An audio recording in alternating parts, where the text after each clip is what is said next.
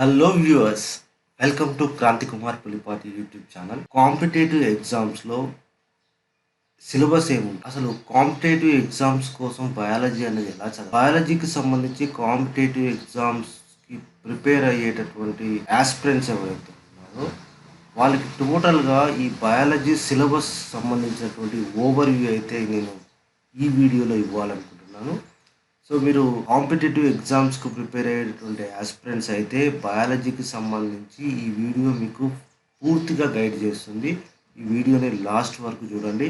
ఒకవేళ మీరు competitive exam సంబంధించి ప్రిపేర్ అయ్యేటటువంటి వాళ్ళు కాకపోతే ఈ video skip. Biology over view for competitive exams, biology over view for competitive exams అనేటటువంటి ఈ టాపిక్లో మనం ఏంటంటే కాంపిటేటివ్ ఎగ్జామ్ సంబంధించి అసలు సిలబస్ ఏంటి, ఆ సిలబస్లో ఏమేమి అంశాలు ఉన్నాయి, ఏ టాపిక్స్ కవర్ చేయాలి, ఆ టాపిక్స్లో నుంచి క్వశ్చనింగ్ అనేది ఎలా ఉండొచ్చు, ఈ విషయాల్ని మనం పూర్తిగా ఈ వీడియో ద్వారా తెలుసుకుందాము. Let's go into our video. ఇప్పటి వరకు నా ఛానల్ సబ్స్క్రైబ్ చేయనట్లయితే రెడ్ కలర్ లో ఉన్నటువంటి సబ్స్క్రైబ్ బటన్ నొక్కండి. అలాగే ఆ పక్కనే ఉన్నటువంటి బెల్ ఐకాన్ ని క్లిక్ చేయండి. ఎనీ కాంపిటేటివ్ ఎగ్జామ్స్ తీసుకుంటే మనకి దాంట్లో ఉండేది మెయిన్ రోల్ ప్లే చేసేటటువంటిది జనరల్ సైన్స్. ఈ జనరల్ సైన్స్లో మనకి మెయిన్గా 3 సబ్జెక్టులు ఉంటాయి. ఏంటవి? Physics, chemistry, biology. అయితే ఈరోజు మనం అయితే ఈ బయాలజీకి సంబంధించి తెలుసుకుంటున్నాం. ఒక జనరల్ సైన్స్ సంబంధించి మనమైతే ఈ 3 సబ్జెక్ట్స్ ఫిజిక్స్, కెమిస్ట్రీ, బయాలజీకి సంబంధించి ఈ 3 సబ్జెక్ట్స్ చాలా ఇంపార్టెంట్ రోల్ని ప్లే చేస్తాయి. దాంట్లో మనము ఈరోజు బయాలజీకి సంబంధించి సిలబస్ని అయితే మనము ఓవర్వ్యూ చేస్తున్నాము. దాదాపుగా బయాలజీ సిలబస్లో ఉండేటటువంటి అన్ని అంశాలు నేనైతే ఈ వీడియోలో మరి ఈ బయాలజీ అనేది ఏ కాంపిటేటివ్ ఎగ్జామ్స్కి యూజ్ అవుతుంది, ఎలా చదవాలి అనేది మనం ఒకసారి చూసినట్లయితే అయితే ఇక్కడ బయాలజీలో వచ్చేటటువంటి క్వశ్చన్స్ అన్నీ కూడా దాదాపుగా టెక్స్ట్ బుక్లో నుంచి వచ్చేటటువంటి క్వశ్చన్సే ఉంటాయి. అంటే ఇవి డైరెక్ట్ క్వశ్చన్స్గా ఉంటాయి. ఇంకా కొన్ని అప్లికేషన్ ఓరియంటెడ్ క్వశ్చన్స్ ఉంటాయి. అంటే ఇక్కడ డైరెక్ట్ క్వశ్చన్స్ ఏంటి, అప్లికేషన్ ఓరియంటెడ్ క్వశ్చన్స్ ఏంటి అనేది మనం ఒకసారి చూస్తే టెక్స్ట్ బుక్లో ఉన్న మ్యాటర్ కనుక మనం చదివితే ఈ డైరెక్ట్ క్వశ్చన్స్ని అటెంప్ట్ చేయొచ్చు.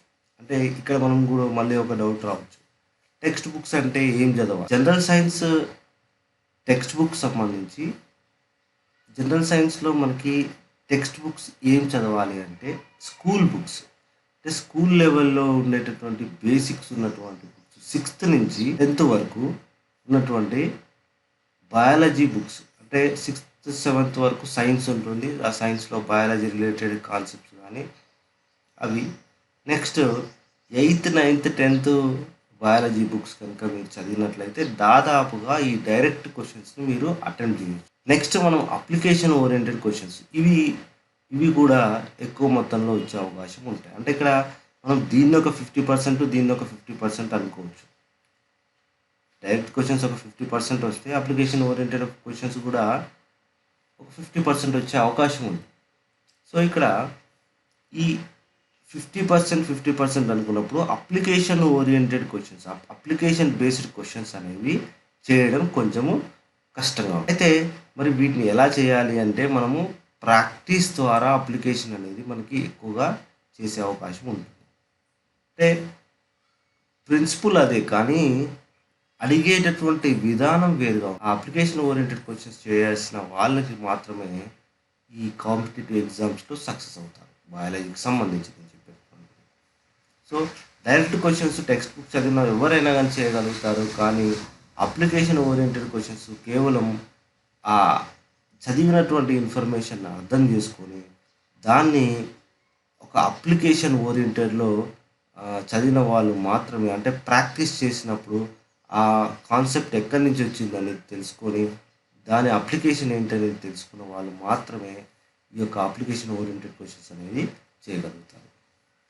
అయితే ఇక్కడ ఇవి ఒక 50%, అవి ఒక 50% అనుకోవచ్చు. అంటే డైరెక్ట్ క్వశ్చన్స్ అనేవి ఒక 50% వస్తే మనకి అప్లికేషన్ బేస్డ్ క్వశ్చన్స్ అనేవి ఒక 50%. సో అలాంటప్పుడు మనము థియరీ చదవడం ఎంతైతే ఇంపార్టెంటో ఆ థియరీకి సంబంధించి అప్లికేషన్ కూడా మనము చదవాల్సినటువంటి అవసరం అయితే ఉంది. సో ఇది మెయిన్గా మనకు ప్రాక్టీస్ ఎక్కువ చేయడం వల్ల అప్లికేషన్ బేస్డ్ క్వశ్చన్స్ అనేవి మనము చేసే అవకాశం అనేది ఉంది. అయితే మరి ఇప్పుడు ఈ బయాలజీ అనేది ఏ కాంపిటేటివ్ ఎగ్జామ్స్కి యూజ్ అవుతుంది, మరి దేంట్లో ఎన్ని మార్కులు వస్తాయి అనేది ఒకసారి మనం పరిశీలించినట్లయితే, సో ఈ బయాలజీ అనేది గ్రూప్ 1 ప్రిలిమ్స్ కావచ్చు, group 2, group 3, group 4, SI and constable, ఇంకా ఆర్ఆర్బి కావచ్చు, ఇంకా చాలా ఎగ్జామ్స్కి కూడా నెంబర్ ఆఫ్ ఎగ్జామ్స్ ఉన్నాయి కాంపిటేటివ్ ఎగ్జామ్స్. ఈ కాంపిటేటివ్ ఎగ్జామ్స్ అన్నిటికీ కూడా బయాలజీ అనేది చాలా ఇంపార్టెంట్ సబ్జెక్టు. ఈ ఈ ఎగ్జామ్లో మనము సక్సెస్ అవ్వాలంటే బయాలజీ అనేది ఒక ఇంపార్టెంట్ రోల్ని ప్లే చేస్తుందని చెప్పేసి మనము చెప్పుకోవచ్చు. అయితే మరి దీంట్లో బయాలజీకి యొక్క ప్రిఫరెన్స్ ఎలా ఉంటుంది అంటే, ఏ ఎగ్జామ్లో ఎలా ఉంటుందంటే అది ఎవరం చెప్పలేము. కొంత ప్రిడిక్ట్ చేయొచ్చు, కొద్దిమంది ప్రిడిక్ట్ చేస్తారు. అంటే పలానా ప్రీవియస్ పేపర్స్ని బట్టి లాస్ట్ ఇయర్ ఇంత వచ్చింది కాబట్టి ఈ ఇయర్ కూడా ఇంతే వచ్చింది అని చెప్పేసి, ఇంతే వస్తుంది అని చెప్పేసి ప్రిడిక్ట్ చేయొచ్చు. కానీ ఆ క్వశ్చన్ పేపర్ ఎవరైతే సెట్టర్స్ ఉంటారో, ఆ క్వశ్చన్ పేపర్ సెట్టర్స్ తప్ప ఎవరు కూడా ఎగ్జాక్ట్గా చెప్పలేము మనం. కాబట్టి అది అది మనము ప్రిడిక్ట్ చేయడం వరకే కానీ ఎగ్జాక్ట్గా అయితే ఉండదు. సో ఏ ఎగ్జామ్లో ఎంతవరకు బయాలజీ క్వశ్చన్స్ వస్తాయి అనేది మనము ఏదో ఒక అంచనా వరకు వేసుకోవడం తప్పించి ఎగ్జాక్ట్ ఫిగర్ అయితే మనకి తెలియదు. కాబట్టి డెఫినెట్గా మనం ఒకటి చెప్పే విషయం ఏంటంటే, బయాలజీ అనేది ఈ అన్ని కాంపిటేటివ్ ఎగ్జామ్స్లో ఒక ఇంపార్టెంట్ రోల్ అయితే ప్లే చేస్తుంది, ఒక క్రూషియల్ రోల్ అయితే ప్లే చేస్తుంది అని చెప్పేసి చెప్పుకోవచ్చు. ఆ విధంగా మనం బయాలజీ చదవడం అనేది కాంపిటేటివ్ ఎగ్జామ్స్కి చాలా ఇంపార్టెంట్గా చెప్పుకోవచ్చు. సో అంతేకాకుండా మిగిలిన అన్ని సబ్జెక్టులో పోలిస్తే బయాలజీలో ఎక్కువ స్కోర్ చేసే అవకాశం కూడా ఉంది. సో కాబట్టి ఈ కాంపిటేటివ్ ఎగ్జామ్స్ అన్నిటిని దృష్టిలో పెట్టుకొని ఈ వీడియో అయితే చేయడం జరుగుతుంది. సో మరి మనము ఈ టోటల్గా సిలబస్ ఒకసారి చూసినట్లయితే, అసలు ఈ బయాలజీకి సంబంధించి కాంపిటేటివ్ ఎగ్జామ్స్లో సిలబస్ని మనం పరిశీలించినట్లయితే టోటల్గా మనకి 6 యూనిట్స్ అయితే చెప్పుకోవచ్చు. ఈ 6 యూనిట్స్లో ఫస్ట్ యూనిట్ చూద్దాము, దాన్ని హ్యూమన్ ఫిజియాలజీ అంటాం. ఈ హ్యూమన్ ఫిజియాలజీ దీన్నే మనము శరీర ధర్మశాస్త్రం.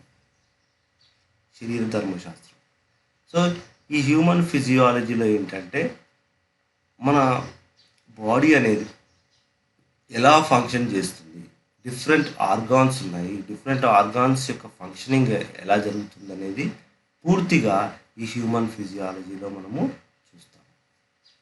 Okay, next biological classification. అంటే నెంబర్ ఆఫ్ ఆర్గానిజమ్స్ ఉన్నాయి, భూమి మీద చాలా జంతువులు ఉన్నాయి. మరి ఈ జంతువులు, మొక్కలు, మైక్రో ఆర్గానిజమ్స్, సూక్ష్మజీవులు కానీ, సో ఇవన్నీ కూడా ఏ విధంగా వర్గీకరణ చేశారు, ఆ వర్గీకరణకు సంబంధించి ఏమైనా ప్రిన్సిపల్స్ ఉన్నాయా, వీటిని ఎక్కడ ఉంచడం జరిగింది, ఎందుకోసం ఆ క్లాసిఫికేషన్ ఆ విధంగా చేశారు. సో ఇవన్నీ కూడా బయోలాజికల్ క్లాసిఫికేషన్ దానిలో మనం డిస్కస్ చేస్తాం. Next diseases. సో వివిధ రకాలైనటువంటి వ్యాధులు, ఈ వ్యాధులు అనేవి కూడా చాలా ఇంపార్టెంట్. వ్యాధుల నుంచి కూడా మనకి క్వశ్చన్స్ అనేవి పోయి ఒక కాంపిటేటివ్ ఎగ్జామ్స్లో ఎక్కువగా అడుగుతుంటారు. Next fundamentals of plants and plant physiology. So ఇక్కడ మొక్కలకు సంబంధించి ప్రాథమిక అంశాలు, అంతేకాకుండా మొక్కల యొక్క ఫిజియాలజీ అంటే ఇది మొక్కల్లో జరిగేటటువంటి వివిధ రకాలైనటువంటి జీవక్రియ. సో ఇవన్నీ కూడా మనము ప్లాంట్ ఫిజియాలజీలో డిస్కస్ చేయడం జరుగుతుంది. Next 5th one genetics and cytology. So ఇక్కడ జెనెటిక్స్ అంటే మనకి ఇక్కడ జన్యుశాస్త్రం.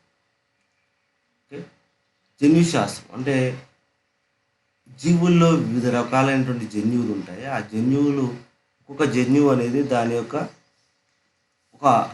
ఒక రకమైనటువంటి క్యారెక్టర్కి అది రెస్పాన్సిబుల్ అవుతుందని చెప్పేసి మనకు తెలుసు. సో ఆ జెనెటిక్స్కి సంబంధించి నెక్స్ట్ సైటాలజీ, కణశాస్త్రం.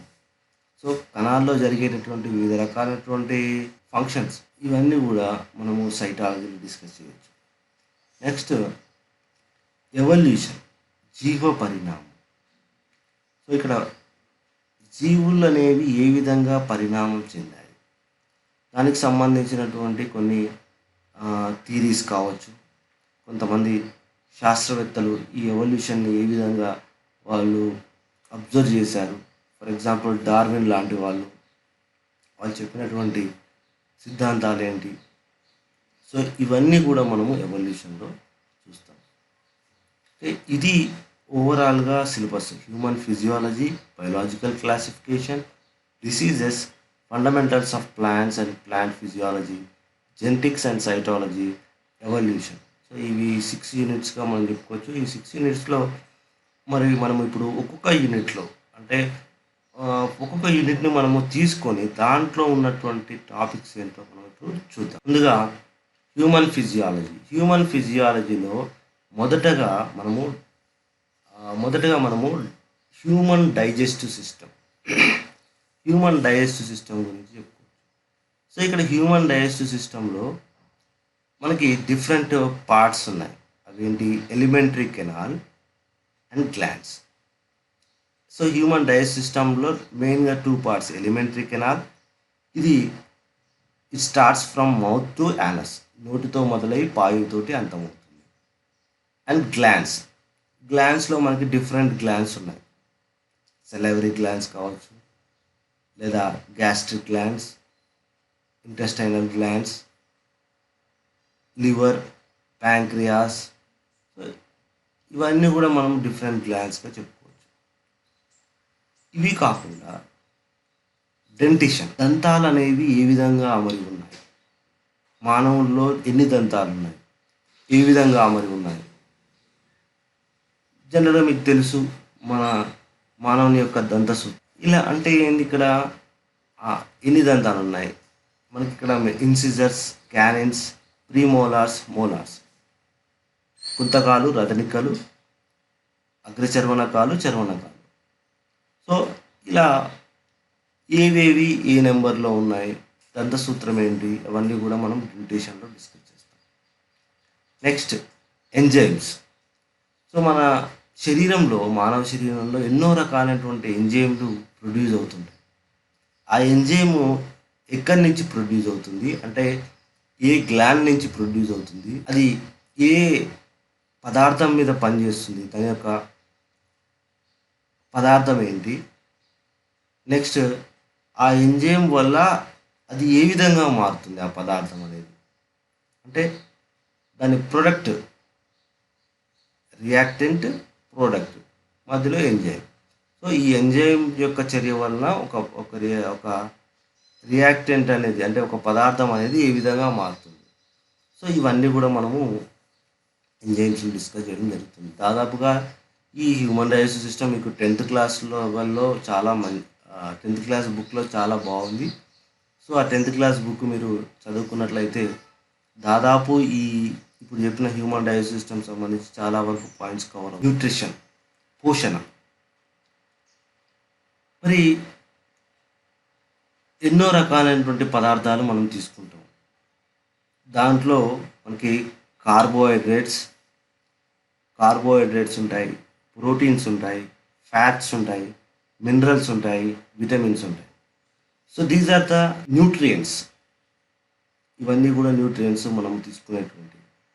సో ఈ న్యూట్రియంట్సే కాదు, దీంట్లో మనం మెయిన్గా చెప్పాలంటే ఏవేవి ఎంత క్యాలరీల శక్తిని ఇస్తాయి. ఫర్ ఎగ్జాంపుల్ కార్బోహైడ్రేట్స్ తీసుకోండి. కార్బోహైడ్రేట్స్ ద్వారా 1 గ్రామ్ కార్బోహైడ్రేట్ ద్వారా ఎన్ని క్యాలరీస్ల శక్తి వస్తుంది, ప్రోటీన్ ద్వారా ఎంత వస్తుంది, ఫ్యాట్స్ ద్వారా ఎంత వస్తుంది. సో ఈ విధంగా అనమాట. సో అలాంటి క్వశ్చన్స్ అడిగే అవకాశం ఉంటుంది.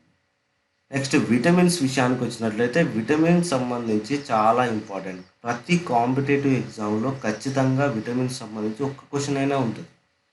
కాబట్టి విటమిన్స్ సంబంధించి ఒక టేబుల్ ఉంటుంది. ఆ టేబుల్లో మీకు నేమ్, ఆ విటమిన్ యొక్క నేమ్ ఏంటి అంటే, నేమ్ అంటే ఇక్కడ ఫర్ ఎగ్జాంపుల్ విటమిన్ ఏ ఉందనుకోండి, రెటినాల్ అంటాం దాన్ని.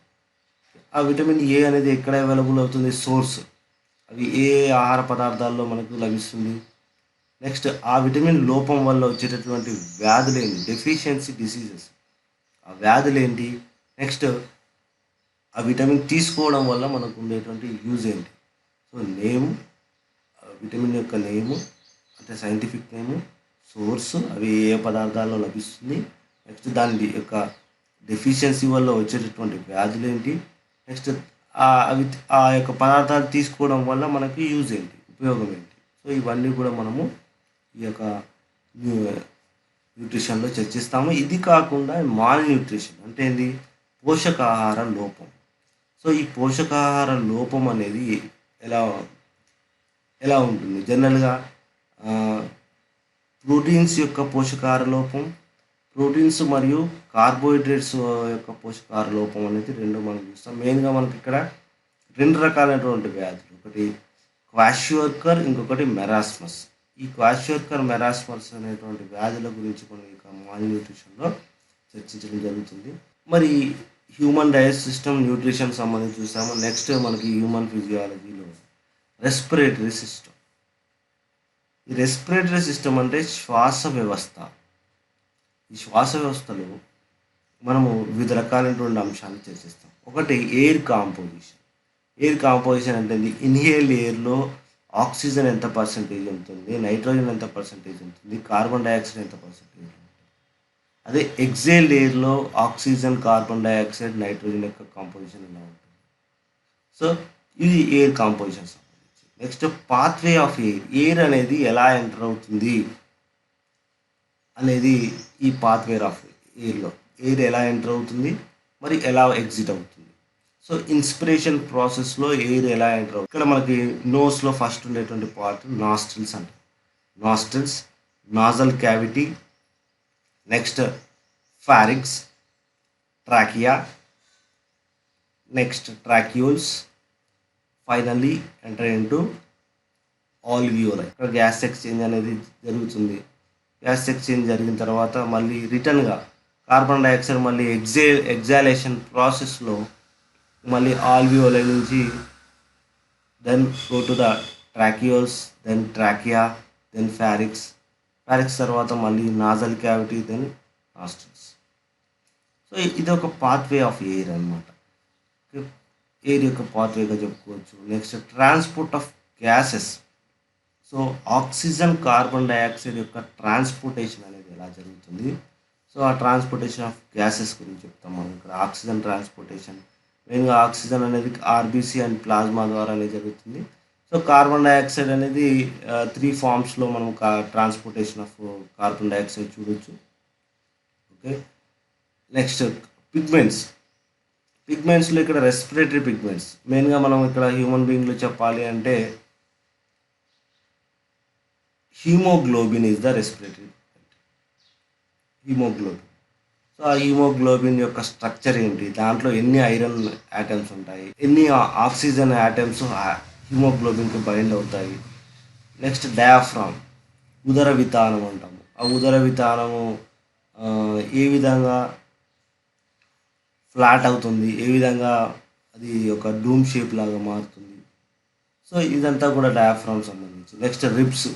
ఈ డయాఫ్రామ్ అండ్ రిబ్స్ అనేవి ఈ రెస్పిరేషన్లో ఎలా ఇన్వాల్వ్ అవుతాయి. రెస్పిరేటరీ అండ్ ఆక్యుపేషనల్ డిసీజెస్, శ్వాసక్రియ వ్యాధులు, వీటిని మనం శ్వాసకోశ వ్యాధులు అని కూడా అంటాము. కొన్ని రకాలైనటువంటి వృత్తులు చేసేవారికి అంటే గ్రనైట్ ఫ్యాక్టరీ కానీ మైనింగ్ ఇండస్ట్రీస్లో పనిచేసే వాళ్ళకు వృత్తిపరంగా కొన్ని వ్యాధులు వస్తాయి. ఈ శ్వాస సంబంధమైనటువంటి వ్యాధులు వాళ్ళకి వృత్తిపరంగా వచ్చే అవకాశం ఉంటుంది. ఆక్యుపేషనల్ రెస్పిరేటరీ డిసీజ్ అంటాం వాటిని. సో ఇవి ఏమున్నాయి, ఇవన్నీ కూడా మనము ఈ రెస్పిరేటరీ సిస్టంలో డిస్కస్ చేస్తాం. నెక్స్ట్ ఇంకా హ్యూమన్ ఫిజియాలజీలో చూసినట్లయితే సర్క్యులేటరీ సిస్టమ్. సర్క్యులర్ సిస్టమ్ అంటే ప్రసరణ వ్యవస్థ. ఈ ప్రసరణ వ్యవస్థలో మనకు మెయిన్గా ఉండేటటువంటి 3 మాత్రం. ఒకటి హార్ట్, హృదయము.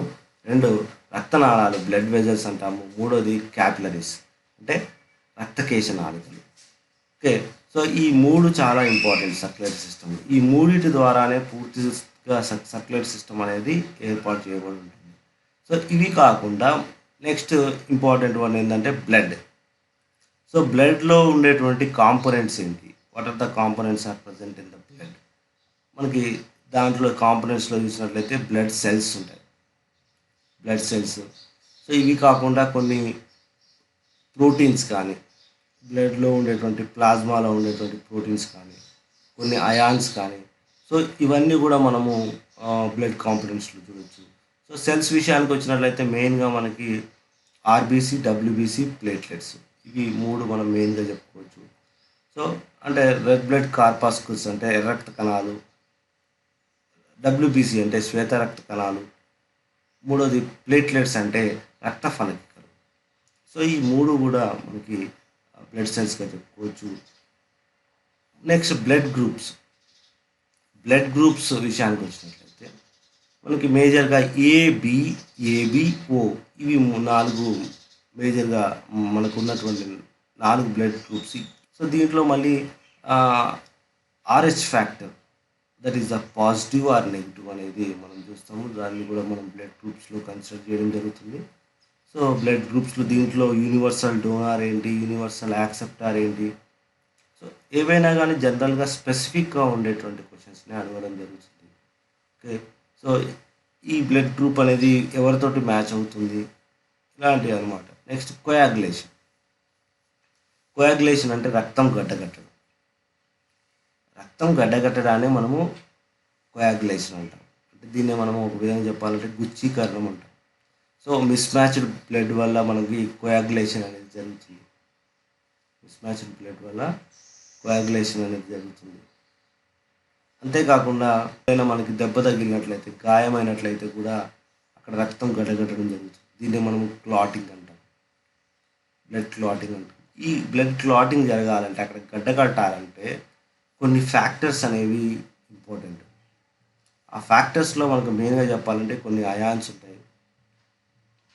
మెయిన్గా మనకి కాల్షియం అయాన్స్ అని చెప్పుకోవచ్చు. ఇలాంటి క్లాటింగ్ ఫ్యాక్టర్స్ అనేవి చాలా ఉన్నాయి. Not only one one ion, ఒక అయాన్ మాత్రమే కాదు, క్లాటింగ్ ఫ్యాక్టర్స్ అనేవి చాలా ఉన్నాయి. నెక్స్ట్ బీపీ, బ్లడ్ ప్రెషర్ అని చెప్తాము. బ్లడ్ ప్రెషర్ అనేది జనరల్గా 120/80 నార్మల్ బ్లడ్ ప్రెషర్. దీనికంటే ఎక్కువ ఉంటే మనం హైపర్ టెన్షన్ అంటాం, తక్కువ ఉంటే లో బీపీ అంటాం. ఓకే, సో ఈ బీపీని మెజర్ చేసేటటువంటిది మనకి స్పిగ్మోమానోమీటర్. నెక్స్ట్ ఇవి కాకుండా ఇంకా కొన్ని సర్క్యులేటరీ సిస్టమ్ సంబంధించిన diseases, heart stroke, heart attack అని చెప్పుకోవచ్చు. ఇది కాకుండా అప్లికేషన్ చెప్పాలంటే మనకి ఈసీజీ, ఎలక్ట్రోకార్డియోగ్రాఫ్. ఈ ఎలక్ట్రోకార్డియోగ్రాఫ్లో ఉన్నటువంటి వేవ్స్ ఏంటి, ఏ వేవ్ దేన్ని సూచిస్తుంది, సో అవన్నీ కూడా ఈసీజీలో మనం. సో ఇది సర్క్యులేటరీ సిస్టమ్ సంబంధించి హ్యూమన్ ఫిజియాలజీ. నెక్స్ట్ మనము ఎక్స్క్రిటరీ సిస్టమ్ కనుక చూసినట్లయితే, సో ఇది విసర్జక వ్యవస్థ. విసర్జక వ్యవస్థలో, మానవ యొక్క విసర్జక వ్యవస్థలో మెయిన్గా మనకు ఉండేటువంటి kidneys, a pair of kidneys are present. ఒక జత మూత్రపిండాలు ఉంటాయి. ఈ మూత్రపిండాల్లో మనకి నెఫ్రాన్స్ ఉంటాయి. నెఫ్రాన్ యొక్క స్ట్రక్చర్, ఆ స్ట్రక్చర్లో నెఫ్రాన్ ఎలా పనిచేస్తుంది, దాని యొక్క ఫిజియాలజీ ఏంటి. నెక్స్ట్ ఇవి కాకుండా డిఫరెంట్ ఎక్స్క్రిటరీ ఆర్గాన్స్. అంటే డిఫరెంట్ ఎక్స్క్రిటరీ ఆర్గాన్స్ అంటే ఇక్కడ మనకి ఓన్లీ కిడ్నీసే కాకుండా స్కిన్ కానీ, లివర్ కానీ, లంగ్స్ కానీ ఇవి కూడా ఎక్స్క్రిటరీ ఆర్గాన్స్గానే పనిచేస్తాయి.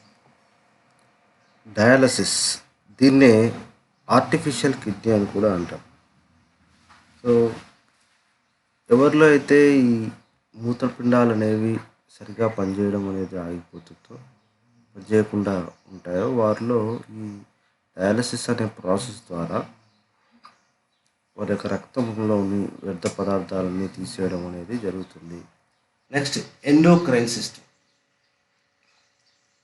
ఈ ఎండోక్రైన్ సిస్టంలో మెయిన్గా మనకి ఎండోక్రైన్ సిస్టమ్ అనగానే గుర్తొచ్చేటువంటిది hormones.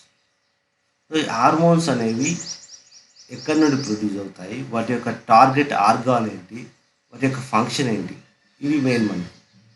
So hormones are also nothing but proteins. Most of the hormones are proteins. So ఈ హార్మోన్స్ అనేవి they are useful for specific function, ఒక స్పెసిఫిక్ ఫంక్షన్లో ఇన్వాల్వ్ అవుతాయి. సో మోస్ట్లీ మనకి ఎండోక్రైన్ సిస్టంలో different endocrine glands are there. మెయిన్గా చెప్పాలంటే మనకి మాస్టర్ గ్లాండ్, దీన్ని మనము పిట్యూటరీ గ్లాండ్ అని కూడా అంటాము. ఈ పిట్యూటరీ గ్లాండ్ కాకుండా ఇంకా కొన్ని ఎండోక్రైన్ గ్లాండ్స్ ఉన్నాయి. పిట్యూటరీ గ్లాండ్ని మనం మాస్టర్ గ్లాండ్ అంటున్నాం. ఎందుకంటే మాస్టర్ గ్లాండ్ అనేది మిగిలినటువంటి ఎండోక్రైన్ గ్లాండ్స్ అన్నిటిని కూడా కంట్రోల్ చేయడం జరుగుతుంది. అయితే ఈ గ్లాండ్స్ నుంచి వచ్చేటటువంటి సిక్రీషన్స్ ఏవైతే ఉన్నాయో ఆ సిక్రీషన్స్ కొన్నిట్లలో ఎక్కువగా ఉంటాయి. అంటే హైపర్ ఎక్కువ మొత్తంలో ఉంటాయి. ఎక్కువ మొత్తంలో సిక్రీట్ అవ్వడం జరుగుతుంది. దాన్ని మనం హైపర్ సిక్రీషన్ అని చెప్పి చెప్తాం. కొన్నిట్లలో సిక్రీషన్ అనేది తక్కువ మొత్తంలో జరుగుతుంది. దాన్ని హైపో సిక్రీషన్ అంటారు. Hyper means more secretion, hypo means less secretion. So ఇక్కడ మనకి హార్మోన్స్ అనేవి ఎంత క్వాంటిటీలో రిలీజ్ అవ్వాలో అంతే రిలీజ్ అవ్వాలి. అంతేగాని ఎక్కువ అంతకంటే ఎక్కువ రిలీజ్ అయినా కానీ అంతకంటే తక్కువ రిలీజ్ అయినా కానీ అదొక డిసీజ్గానే మనం చెప్పుకోవచ్చు. నెక్స్ట్ ఇంకా హ్యూమన్ ఫిజియాలజీలో చూసినట్లయితే నర్వస్ సిస్టమ్, నాడీ వ్యవస్థ. ఈ నాడీ వ్యవస్థలో మనకి సిఎన్ఎస్ సెంట్రల్ నర్వస్ సిస్టమ్ కేంద్ర నాడీ వ్యవస్థ, పెరిఫెరల్ నర్వస్ సిస్టమ్ పరిధీయ నాడీ వ్యవస్థ, ఏఎన్ఎస్ అటానమస్ నర్వస్ సిస్టమ్ ఇది స్వయం చోదిత నాడీ వ్యవస్థ. ఇలా మనకి 3 రకాలైనటువంటి నాడీ వ్యవస్థలు మానవ యొక్క శరీరంలో చూడవచ్చు. సో న్యూరాన్ సంబంధించి ఒక న్యూరాన్లో ఉండేటువంటి డిఫరెంట్ పార్ట్స్ ఏంటి, నాడీస్ అండి. సైనాప్స్ అంటే మనం నాడీస్ అని అంటాము. ఒక నాడీ కణానికి ఇంకొక నాడీ కణానికి మధ్యలో ఉండేటువంటి గ్యాప్నే మనము సైనాప్స్ లేదా నాడీస్ అని అంటాం. సో ఇక్కడ ఇది సైనాప్స్ అనేది కూడా ఒక important one. Next sense organs, జ్ఞానేంద్రియాలు. మనకి 5 జ్ఞానేంద్రియాలు ఉన్నాయి. ఆ జ్ఞానేంద్రియాలన్నీ కూడా అవి ఏ విధంగా వాటి యొక్క పనిని నిర్వర్తిస్తాయి అనేటటువంటి వాటి యొక్క ఫంక్షనింగ్ ఎలా జరుగుతుంది అనేది కూడా మనం ఈ యొక్క నర్వస్ సిస్టంలో ఇంపార్టెంట్గా చెప్పుకుంటాము.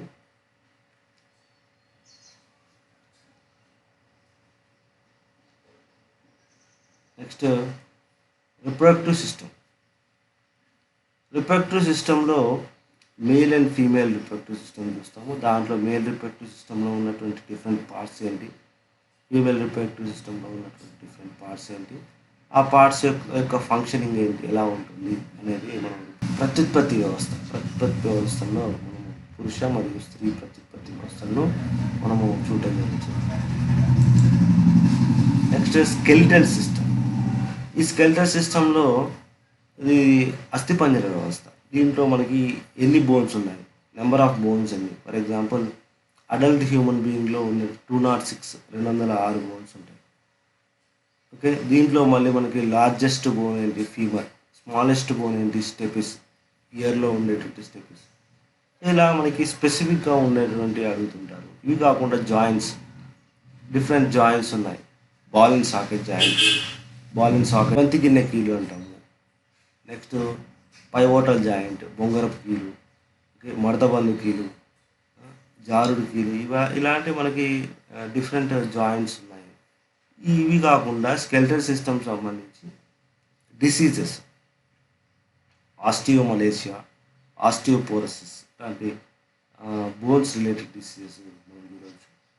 సో అవి కూడా మనకి ఈ స్కెలిటల్ సిస్టంలో ఇంపార్టెంట్గా చెప్పుకోవచ్చు. నెక్స్ట్ ఇది ఇప్పటివరకు మనం ఫస్ట్ యూనిట్లో డిఫరెంట్ టాపిక్స్ చూసాము. Second unit biological classification.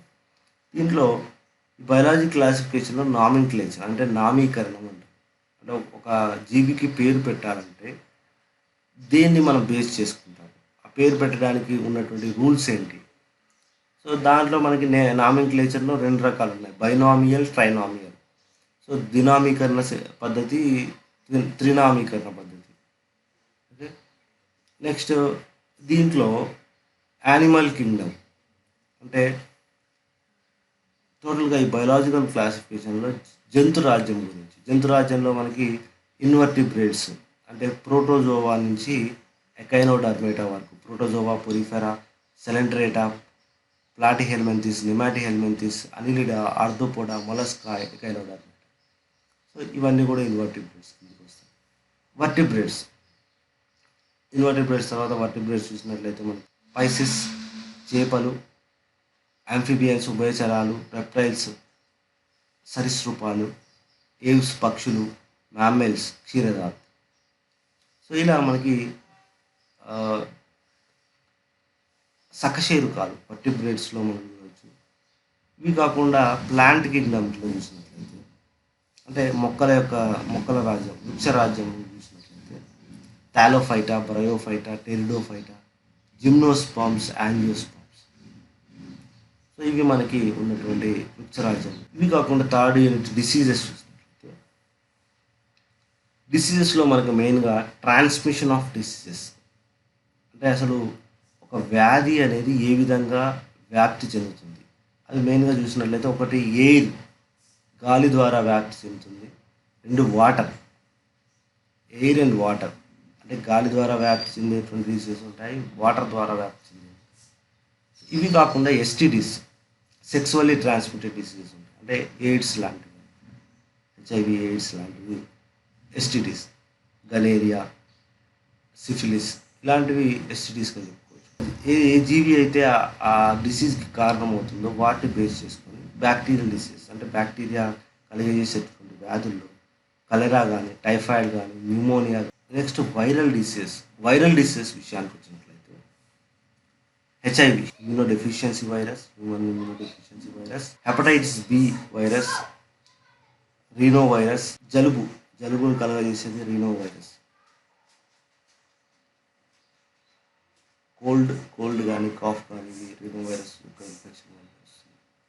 ఇది కాకుండా ఈ మధ్య కాలంలో కొత్తగా కోవిడ్-19 అనేది మనం చూసినట్లయితే, ఈ సంవత్సరం మొత్తం కూడా ఈ కోవిడ్ వల్ల చాలా ఒక పాండమిక్ సిచ్యువేషన్ అనేది క్రియేట్ అయింది. సో ఈ కోవిడ్ కూడా ఇప్పుడు రాబోయే ఎగ్జామ్లో కంపల్సరీ క్వశ్చన్గా వచ్చే అవకాశం ఉంది. నెక్స్ట్ ప్రోటోజోవల్ డిసీజెస్లో మలేరియా, నెక్స్ట్ అమీబియాసిస్ అనేవి ప్రోటోజోవల్ డిసీజెస్ చెప్పుకోవచ్చు. మెయిన్గా మనకి హెల్మెంట్స్లో చూసినట్లయితే ఉచరేరియా బ్యాంక్రాఫ్టీ. ఉచరేరియా అనేది మెయిన్గా మనం బోధకాలు కలగజేసేటువంటి, ఎలిఫెంటియాసిస్ కలగజేసేటటువంటి పరాన్నజీవిగా చెప్పుకోవచ్చు మనం. ఇవి కాకుండా కొన్ని ఫంగల్ డిసీజెస్, రింగ్ వామ్ లాంటివి, తామర అంటాం మనం. ఓకే, ఇవి కాకుండా కొన్ని మనకి స్కేబిస్ లాంటివి, ఆర్థోపోడ్స్ చూసినట్లయితే స్కేబిస్, గజ్జిని కలగజేసేటటువంటి ఇలాంటి డిసీజెస్ గురించి కూడా మనకి క్వశ్చన్స్ వచ్చే అవకాశం అయితే ఉంది. నెక్స్ట్ 4th చాప్టర్ చూసినట్లయితే ఫండమెంటల్స్ ఆఫ్ ప్లాంట్ యొక్క, అంటే ప్రాథమిక అంశాలు, మొక్కల యొక్క ప్రాథమిక అంశాలు చూసినట్లయితే, వాటిలో ఉండేటువంటి వెజిటేటివ్ పార్ట్స్ ఏంటి, శాఖీయ భాగాలు ఏంటి, రూట్, స్టెమ్, పుష్పీయ రిప్రొడక్టివ్ పార్ట్స్, ఫ్రూట్, ఫ్లవర్ నుంచి ఫ్రూట్ అనేది ఫామ్ అవుతుంది. సో శాఖీయ భాగాలు, ప్రత్యుత్పత్తి భాగాలు, వీటి గురించి మనము, అంటే వాటిలో వచ్చేటువంటి మోడిఫికేషన్స్ ఏంటి, రూట్ మోడిఫికేషన్స్ కావచ్చు, స్టెమ్ మోడిఫికేషన్స్ కావచ్చు, ఇలాంటివి మనము చూస్తుంటాం. నెక్స్ట్ ప్లాంట్ ఫిజియాలజీలో, అంటే మొక్కల్లో జరిగేటువంటి వివిధ రకాలైనటువంటి జీవక్రియలు, వాటిలో ఫోటోసింథసిస్, కిరణజన్య సమయక్రియ కానీ, శ్వాసక్రియ కానీ, నెక్స్ట్ ట్రాన్స్పిరేషన్. దీన్నే మనము మొక్కల్లో నీరు అనేది ఆవిరిగా మారి వెళ్ళిపోతుంది, దాన్నే మనము బాష్పోత్సేకం అంటాం. ఫైటో హార్మోన్స్, మొక్కల్లో విడుదలయ్యేటువంటి ఫైటో హార్మోన్స్ అంటారు. వాటిని ఆక్సిన్స్ కానీ, జిబ్బరిలిన్స్ కానీ, సైటోకైనిన్స్ కానీ, అబ్సిసిక్ యాసిడ్ కానీ, ఇథైలిన్ కానీ. సో ఇవన్నీ కూడా ఫైటో హార్మోన్స్గా చెప్పుకోవచ్చు. వాటిలో ఫైటో హార్మోన్స్ అనేవి వాటి యొక్క విధుల్ని నిర్వర్తిస్తుంటాయి మొక్కల్లో. సో వీటన్నిటి కూడా మనము ప్లాంట్ ఫిజియాలజీలో. నెక్స్ట్ మనకు జెనెటిక్స్ అండ్ సైటాలజీ. సో జన్యుశాస్త్రము, అంతేకాకుండా కణశాస్త్రం. సో ఈ జన్యుశాస్త్రములో మెయిన్గా మనం చూసేటటువంటి ఏంటంటే హెరిడిటీ అండ్ వేరియేషన్స్. హెరిడిటీ అంటే వంశపారంపర్యంగా, అంటే from the parents what are the characters are getting to the offsprings. ఏవైతే తల్లిదండ్రుల నుంచి పిల్లలకు యాజ్ ఇట్ ఈజ్గా వచ్చేటటువంటి క్యారెక్టర్స్ను మనం హెరిడిటీ అంటాం. యాజ్ ఇట్ ఈజ్గా రానటువంటి క్యారెక్టర్స్ని వేరియేషన్స్. నెక్స్ట్ ఇక్కడ మనకి ఈ హెరిడిటీ వేరియేషన్స్కి కారణాలు ఏంటంటే జెనెటిక్ మెటీరియల్, జన్యు పదార్థం. మొక్కల్లో మనకి జీవుల్లో ఉండేటువంటి జన్యు పదార్థమే దీనికి కారణం. ఆ జన్యు పదార్థం ఏంటి అంటే క్రోమోజోమ్స్. క్రోమోజోమ్స్‌లో మళ్ళీ మనకి 2 రకాలుంటాయి. ఆటోజోమ్స్, ఎల్లోజోమ్స్. ఆటోజోమ్స్ అంటే ఇవేంటి ఓన్లీ శారీరక లక్షణాలకు సంబంధించి. శారీరక లక్షణాలనేవి డిసైడ్ చేసేటటువంటి ఆటోజోమ్స్‌గా చెప్పుకోవచ్చు. ఎల్లోజోమ్స్ అంటే లైంగికపరమైనటువంటి లక్షణాలు డిసైడ్ చేసేటటువంటి. సెక్సువల్ క్యారెక్టర్, సెక్సువల్ క్రోమోజోమ్స్ అని కూడా చెప్పొచ్చు వీటిని ఎల్లోజోమ్స్. జనరల్‌గా హ్యూమన్ బీయింగ్స్‌లో అయితే ఎక్స్ అండ్ వై ఉంటాయి. ఎక్స్ అండ్ వై క్రోమోజోమ్స్ అనేవి ఎల్లోజోమ్స్‌గా చెప్తాను హ్యూమన్ బీయింగ్స్‌లో. నెక్స్ట్ మనకి ఈ జెనెటిక్స్‌లో ఫీనోటైప్. ఫీనోటైప్ అంటే బాహ్య బాహ్యంగా లక్షణాలే. బాహ్య లక్షణాల ద్వారా మనకి అది ఏ విధంగా కనిపిస్తుందో దాన్ని మనం ఫీనోటైప్ అంటాం. జీనోటైప్ అంటే ఏంది? జన్యుపరమైన లక్షణాలు. అంటే అది జన్యు రూపంలో ఎలా ఉంది? జన్యు రూపంలో ఎలా ఉందో దాన్ని జీనోటైప్ అంటాం. Phenotype, genotype. Next mono and dihybrid cross. ఏకసంకర సంకరణం, ద్విసంకర సంకరణం. ఓకే. ఈ మోనో హైబ్రిడ్ అంటే ఒక లక్షణాన్ని ఆధారంగా చేసుకొని మనం సంకరణ చేసినట్లయితే దాన్ని ఏకసంకర సంకరణం. అదే 2 లక్షణాలను తీసుకొని మనం సంకరణ చేసినట్లయితే దాన్ని ద్విసంకర సంకరణం.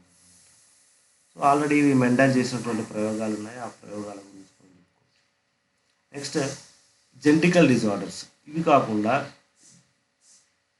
మానవుల్లో వచ్చేటటువంటి జన్యుపరమైనటువంటి వ్యాధులు. ఎలాంటి జన్యుపరమైన వ్యాధులు వస్తాయి? నెక్స్ట్ బార్బాడి. బార్బాడి అంటే ఏంది? ఇన్యాక్టివేటెడ్ ఎక్స్ క్రోమోజోమ్ అనేది హ్యూమన్ బీయింగ్‌లో ఉంటుంది. దాన్ని మనం బార్బాడి అంటాం. అది ఫీమేల్స్‌లో మాత్రమే ఉంటుంది. మేల్స్‌లో బార్బాడి ఉండదు. సో జెనెటికల్ డిజార్డర్స్ గానీ, బార్బాడి మనము చూసినట్లయితే జెనెటికల్ డిజార్డర్స్ చాలా ఉన్నాయి. Down syndrome, Patau syndrome, Klinefelter syndrome. Okay. Okay. ఇలాంటివన్నమాట. సో జెనెటికల్ డిజార్డర్స్ కావచ్చు. ఇవి కాకుండా హిమోఫీలియా, థాలాసీమియా ఇలాంటి కొన్ని కొన్ని డిజార్డర్స్ ఉన్నాయి. బాల్డ్ హెయిర్ కావచ్చు. Okay. Next cell theory. Cell theory విషయానికి వచ్చినట్లయితే ఆహ్, సెల్ థియరీలో ఉన్నటువంటి పాస్టులేట్స్ ఏంటి? సెల్ థియరీ ప్రపోజ్ చేసినటువంటి వాళ్ళు Schleiden and Schwann. Cell organelles and their functions. Cell organelles ఉన్నాయి. సెల్ లోపల ఉన్నటువంటి ఆర్గనైల్స్ వాటి యొక్క ఫంక్షన్స్ ఏంటి? వాటి యొక్క స్ట్రక్చర్ ఎలా ఉంది? వాటి యొక్క ఫంక్షనింగ్ ఎలా ఉంది? ఓకే. అవి ఏవేవి ఏ ఫంక్షన్‌లో ఇన్వాల్వ్ అవుతున్నాయి. నెక్స్ట్ సిక్స్త్ వన్ లాస్ట్ చూసినట్లయితే ఎవల్యూషన్. ఎవల్యూషన్ చూసినట్లయితే ఇక్కడ మనకి జీవ పరిణామం. జీవులనేవి ఏ విధంగా పరిణామం చెందడం జరిగింది? అంటే మొదట్లో మనము అసలు జీవం యొక్క పుట్టుక అనేది నీటిలో ప్రారంభమైంది. నీటి నుంచి అవి భూమి మీదకొచ్చాయి. భూమి మీదలో ఎలా అవి పరిణామం చెందాయి? ఫర్ ఎగ్జాంపుల్ మనం ఇప్పుడు ఉన్నటువంటి మానవులు ఇవి ప్రైమేట్స్ నుంచి అంటే కోతుల రూపంలో ఉన్నటువంటి ప్రైమేట్స్ నుంచి మనం అంటే అలాంటి జీవుల నుంచి మనం పరిణామం ఇదంతా కూడా జీవ పరిణామం సంబంధించి చాలామంది సైంటిస్టులు వాళ్ళ యొక్క అభిప్రాయాలు తెలియజేశారు. మెయిన్‌గా మనం చూసినట్లయితే లామార్కిజం అంటారు. చార్ల్స్ డార్వినిజం గాని, ఈ డార్విన్ సంబంధించి ఆయన రాసినటువంటి బుక్ 'ఆరిజిన్ ఆఫ్ జాతుల పుట్టుక', ఈ 'ఆరిజిన్ ఆఫ్ స్పీసీస్' అనేటువంటి గ్రంథంలో డార్విన్ చాలా విషయాలు చెప్పడం జరిగింది. అంతేకాకుండా డార్విన్ చేసినటువంటి పరిశోధన చూసినట్లయితే ఆయన హెచ్ఎంఎస్ బీగిల్ అనేటువంటి ఒక షిప్‌లో వాళ్ళు వేరే గ్యాలపోగస్ ఐలాండ్స్‌కి వెళ్తారు. అక్కడ గ్యాలపోగస్ ఐలాండ్స్‌లో అతను వివిధ రకాలైనటువంటి పక్షులను గమనిస్తాడు. ఆ పక్షుల యొక్క ముక్కులు ఒక్కొక్కటి ఒక్కొక్క విధంగా ఉన్నాయి. ఆ ఫించెస్ యొక్క డైవర్సిటీని అతను గమనిస్తాడు. సో ఎందుకు ఈ విధంగా వాటి యొక్క ముక్కులు ఒక్కొక్కటి ఒక్కో విధంగా ఉన్నాయని గమనించి దానికి సంబంధించి ఒక రీసెర్చ్ చేయడం జరిగింది. ఆ డైవర్సిటీని మనకి డార్వినిజంలో చెప్పుకుంటాం మనం. నెక్స్ట్ ఇవి కాకుండా హోమోలోగస్ ఆర్గాన్స్, హోమోలోగస్ ఆర్గాన్స్ కానీ, ఎన్లోగస్ ఆర్గాన్స్ నిర్మాణ సామ్య అవయవాలు, క్రియాసామ్యం. ఇవి కాకుండా ఎవిడెన్సెస్ ఆఫ్ ఎవల్యూషన్ అంటే ఈ జీవ పరిణామం జరిగిందని చెప్పడానికి కొన్ని రకాలైనటువంటి ఎవిడెన్సెస్ ఉన్నాయి. అవి ఏంటి? ఫాసిల్స్ కావచ్చు. అంటే ఏవైతే శిలాజాలు ఉన్నాయో అవి కావచ్చు. ఎంబ్రియోలాజికల్ ఎవిడెన్సెస్ కావచ్చు. సో అలా డిఫరెంట్ ఎవిడెన్సెస్ ఉన్నాయి మనకి. హ్యూమన్ ఎవల్యూషన్ మానవుని యొక్క పరిణామం ఏ విధంగా జరిగింది, అసలు హోమోసేపియన్స్ అనేది ఎలా వచ్చింది, హోమోసేపియన్స్ ముందున్నటువంటి ఏంటి, ఇవన్నీ కూడా మనం హ్యూమన్ ఎవల్యూషన్లో చూస్తాం. ఇవి కాకుండా వేస్టేజియల్ ఆర్గాన్స్ అంటే ఏంటి, అవశేష అవయవాలు. సో మన హ్యూమన్ బాడీ అనేది ఒక it's a walking museum of వేస్టేజియల్ organs అని చెప్పొచ్చు. అంటే ఎన్నో రకాలైనటువంటి వేస్టేజియల్ ఆర్గాన్స్ ఉన్నాయి మన హ్యూమన్ బాడీలో. సో ఏంటి అవి మెయిన్గా మనం ఇక్కడ చెప్పాలంటే ఉండుకము మన గురించి చెప్పుకోవాలి మనం. అపెండిక్స్ అనేది. సో ఇదే కాకుండా అపెండిక్స్ కాకుండా చాలా ఉన్నాయి. సో అవన్నీ కూడా వేస్టేజియల్ ఆర్గాన్స్గా మనము ట్రీట్ చేస్తాము. సో అవి కూడా ఈ ఎవల్యూషన్లో వాటికి ఎవిడెన్సెస్గా చెప్పుకోవచ్చు. సో ఇవి ఎవల్యూషన్ సంబంధించినటువంటి టోటల్గా మనకి 6 చాప్టర్స్ అయితే ఉన్నాయి, 6 యూనిట్స్ అయితే ఉన్నాయి. ఆ 6 యూనిట్స్లో బయాలజీకి సంబంధించి డిఫరెంట్ కాన్సెప్ట్స్ అయితే మనకు ఉన్నాయి. సో ఇవన్నీ కూడా చదివినట్లయితే మనకి టోటల్గా బయాలజీ మీద గ్రిప్ అయితే వస్తుంది. సో మనకి కాంపిటేటివ్ ఎగ్జామ్లో బయాలజీ యొక్క క్రూషియల్ రోల్ ఉంది కాబట్టి ఈ టాపిక్స్ అన్నీ కూడా మనము క్లియర్గా చదివినట్లయితే మనకి కాంపిటేటివ్ ఎగ్జామ్స్లో సక్సెస్ అయ్యే అవకాశం చాలా వరకు. ఇప్పటివరకు మన ఛానల్ని కనుక సబ్స్క్రైబ్ చేయనట్లయితే వెంటనే మన ఛానల్ సబ్స్క్రైబ్ చేయండి.